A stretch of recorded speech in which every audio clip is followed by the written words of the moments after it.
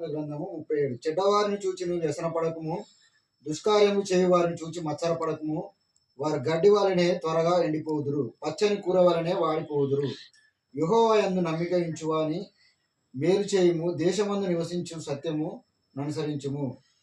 యెహోవాను బట్టి సంతోషించుము, ఆయన నీ హృదయ వాంఛలను తీర్చును.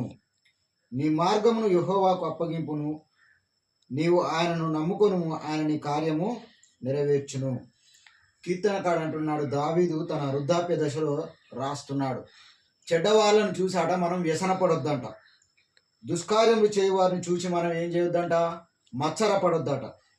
కాబట్టి వారు చేస్తున్నటువంటి క్రియలను బట్టి వారు ఎలా ఉంటారంటే గడ్డి వలె త్వరగా వాడిపోతారట. వాళ్ళు అంటే త్వరగా వారిని దేవుడు ఏం చేస్తాడట, నశించిపోయేటట్లు చేస్తాడట.